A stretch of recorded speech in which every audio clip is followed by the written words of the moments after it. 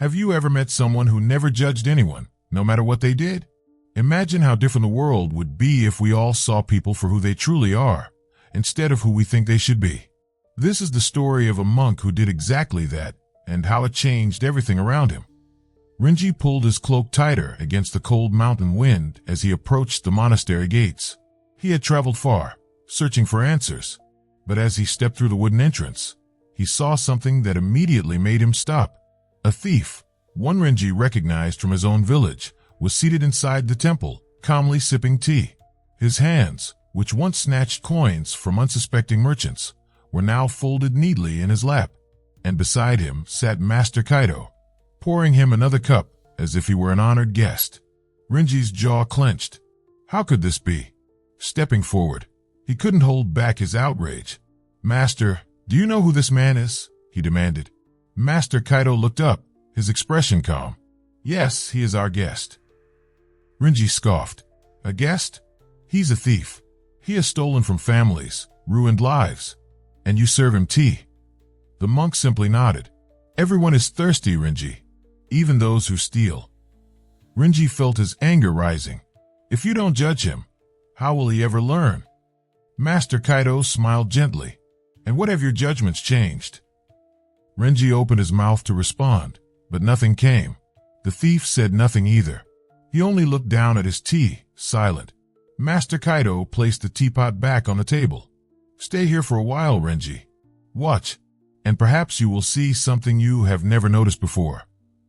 Renji hesitated, but curiosity took hold. What was this old monk thinking? He took a seat. The lesson had begun. "Before we continue, let me ask you, do you believe people can truly change? Stay with me until the end, and this story might challenge the way you see human nature. If you're enjoying this story so far, please leave a like on this video. It's a simple way to show your support and help others discover this content too.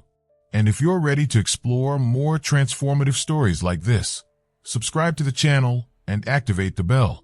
That way, you'll never miss a story that could change the way you live your life.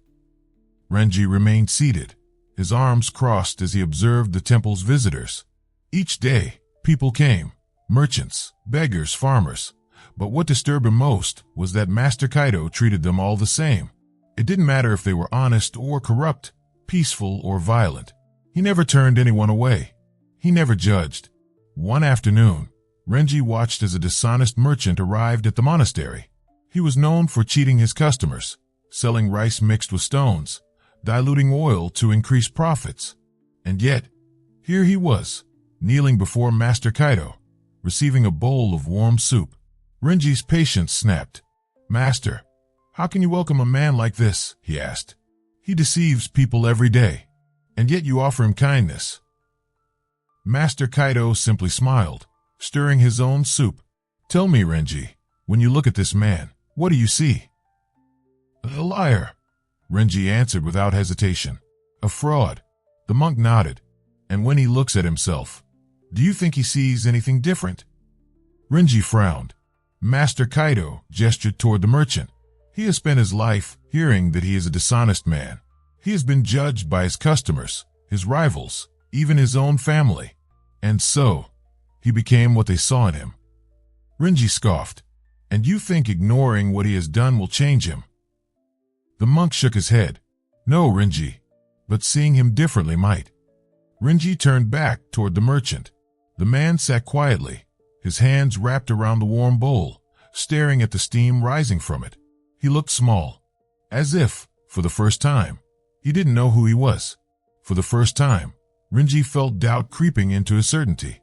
That night, he lay awake, staring at the ceiling. What if Master Kaito was right? But no, people do not change so easily. He needed to see more. The next morning, Renji followed Master Kaito through the village. The monk greeted everyone with the same warmth, even those who had done harm. Then, as they turned a corner, they saw a young man in the marketplace, a former soldier known for his violent temper. Renji tensed. Just days ago, this man had beaten another villager in a drunken rage. Renji had no sympathy for him, but before he could say a word, Master Kaito approached the young man with a gentle bow. "How is your heart today, my friend?" The soldier blinked, taken aback. His fists, which had been clenched, slowly loosened. "It is heavy," the young man admitted, barely above a whisper. Renji was stunned. This was a man who had spent his life acting tough, never showing weakness. Master Kaito simply placed a hand on his shoulder. "Then let us lighten it together." Renji felt something shift in the air. For the first time, he began to wonder. Maybe people did not change because they were judged. Maybe they changed when they were finally seen. But still, he resisted. Surely, some people could not be saved. And soon, he would be proven right. Days passed, and Renji continued to observe, but his skepticism remained. Kindness was not enough to change people. He had seen the merchant hesitate, the soldier soften, but hesitation was not transformation. Then, one evening, a bandit arrived at the temple. The man was ragged, his clothes torn, his face hardened from years of survival. His eyes darted around, scanning for valuables, and his fingers twitched near the hilt of a rusted dagger strapped to his waist. His stance was not that of a traveler seeking refuge. It was that of a predator looking for an opportunity. The other monks exchanged uneasy glances, sensing the tension. Renji's muscles tensed as well, his instinct screaming that this man was dangerous. But as always, Master Kaito remained still, his face unreadable. The bandit stepped forward. "Give me food, and whatever gold you have." His voice was rough, sharp. He wasn't asking, he was demanding. Renji's hand moved toward his sword. This was it. This was proof that kindness could not change a man like this. But before he could act, Master Kaito did something unexpected. He nodded. "You are hungry. Come eat." Renji's stomach turned. Was he truly going to let this criminal walk in as if he were a guest? The bandit hesitated, eyes narrowing. He hadn't expected this response. But hunger overpowered suspicion, and slowly, he followed Master Kaito inside. The monk stepped aside warily as the man sat cross-legged on the wooden floor. Master Kaito placed a bowl of steaming rice before him, along with a cup of tea. The bandit grabbed the bowl with both hands and ate with desperation, shoveling the food into his mouth as if he hadn't eaten in days. Renji sat across from him, fists clenched. "This man has stolen from innocent people," he hissed to Master Kaito. "He would kill us without a second thought. And you serve him." The monk simply nodded. "He is hungry, Renji. Hunger turns men into thieves, not evil." Renji exhaled sharply. "And what happens when he robs someone tomorrow?" Master Kaito smiled softly. "What happens when you assume he will?" Renji had no answer. The bandit, who had been silent until now, suddenly spoke. "No one has ever given me food without wanting something in return." He glanced at Master Kaito. "Why are you doing this?" The monk sipped his tea. "Because no man should go hungry. That is all."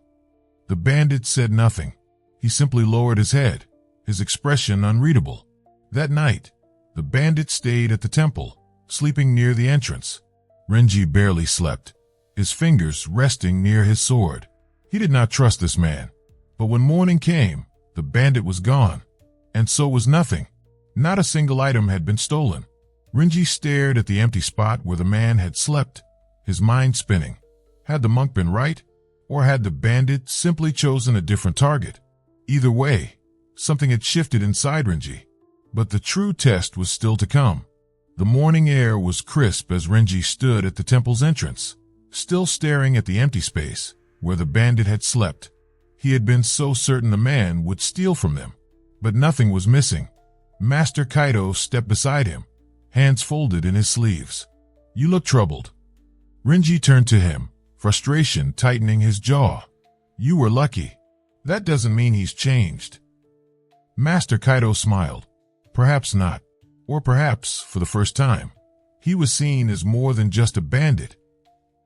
Before Renji could respond, a commotion erupted from the lower fields. Shouts, panic. Renji and the monks hurried toward the noise. At the temple gates, a group of villagers had gathered, faces tense with fear. "It's him," someone shouted. "The bandit. He's returned with others." Renji's heart pounded. So he had been right after all. The kindness had meant nothing. He reached for his sword. "I knew this would happen. I'll handle it." But before he could move, Master Kaito raised a hand. Wait. Renji hesitated, his fingers still wrapped around the hilt. Master, if we don't act, people will get hurt. Master Kaito remained calm. Let's see why he has come. The gates creaked open. The bandit stepped forward, but this time, his eyes were not filled with greed or anger. He walked toward Master Kaito, and then, to everyone's shock, he fell to his knees. Master, I don't deserve to ask this, but let me stay. His voice was hoarse, as if the words were difficult to speak. I have lived my life as a thief. I know nothing else, but no one has ever treated me as a man before, only as a criminal. A silence settled over the crowd. Renji felt his breath catch in his chest. This was impossible. Master Kaito knelt down, placing a hand on the man's shoulder. And what do you see yourself as now? The bandit's hands trembled. I don't know. Master Kaito smiled. Then perhaps, you are ready to learn. For the first time, Renji understood. All his life, he had believed people needed to be judged in order to change. That punishment and consequences were the only way to teach. But what if people did not change because they were judged? What if they changed because they were finally seen? Renji loosened his grip on his sword, his entire world shifting around him. The bandit, the merchant, the soldier. None of them had been forced to change. Yet all of them had. Because Master Kaito had done something no one else had. He had given them space to be something more than what they had been. Do you believe judgment helps or hurts people? What if acceptance, not judgment, is the key to transformation? The temple courtyard was silent, save for the rustling of the wind through the trees. The villagers who had once feared the bandit now stood in quiet contemplation.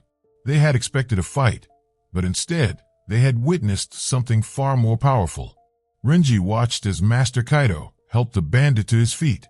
The man who had once demanded food and gold now stood before him as something different, not a thief, not a criminal, but a man uncertain of his own path.